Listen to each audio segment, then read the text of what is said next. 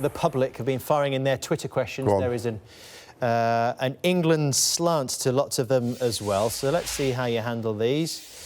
There we go. What can England do to be more successful in tournaments?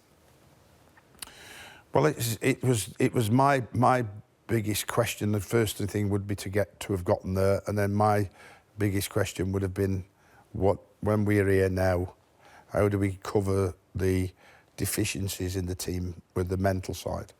And for me, it's pure mentally. The ability to cope with the pressure in a tournament mentally was the key element for me, and I would have gone about that in many different ways myself, using sports science, of course, which I've done for many years, and try to get the focus into a really good frame of mind, the players, and perform like they perform at club level, or they've performed in qualifying.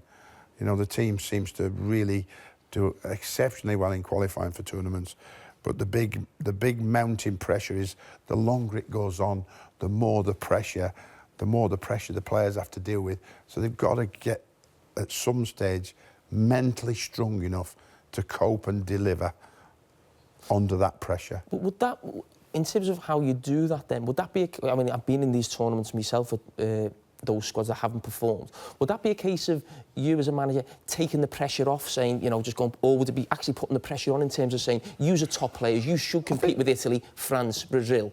I think that the games look after themselves. I would think what we're doing between the games would be something that you'd have to be very brave at as a manager, and that would be forget about what the press might think and go shopping, or go and have your own time. You know what I mean? Go and not to be bogged down and enclosed all together in the same space day in, day out, and be getting bored. Because boredom creates like mental negativity, which then can make you feel lethargic. Whereas, if you've used your time well and you've enjoyed, doing something a little bit different, everybody thinks you've got to train and practice and train. And what do you do prior to the tournament after they've had, the players have had how many games? International games, Champions League games, FA Cup games, League Cup games, Premier League games. What are you going to do to rest them and get them ready for the tournament is another big question, like I mean. And that is a lot to cover. And have a coffee. We're going to win the World Cup. Oh, everyone sit. Yeah, why not? I think we tried that, didn't we? The last time. You know what I mean? Why not take the pressure off? Take the families like Baden-Baden. In the old days, and you know it, they'd go out and have a few pints. Yeah. Brian Clough winning the Champions League. Yeah. Or come down. We were talking... Get out of bed, have a few beers. Brian Clough is the greatest manager we've seen in this country. Whatever would happen to him if he did it now? He'd be hounded out. Not letting the player have a beer before the big cup not all final. the players want to be it now, do they? No, not all the players want to be. Not all the players drink. I mean, but make them. There's something I think that you need to do, and I don't think you need to be intense. I don't need to be. I know for a fact, because Martin Margis worked with me in Ryland, who were with Wales. I know for a fact that's what they did with some of the downtime. They enjoyed some of the downtime. And the momentum for them grew, and they ended up with the semi-final. There we are. There's the key to success for England. We were talking earlier, Sam, about style. In terms of, that was slightly different. That was the blueprint for survival. But this tweeter wants to know how you would have played. Would you have played a direct style of play with England? No, there's not a player in that team would suit a direct style of play.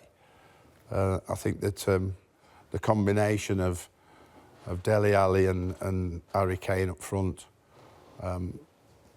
I think would ultimately be probably the most productive partnership, unless anybody else bets on, with Jamie Vardy, if he's still scoring goals at Leicester, coming in from behind. Then, I think a lot of talent in the side, and they're just enhancing all that talent as a team.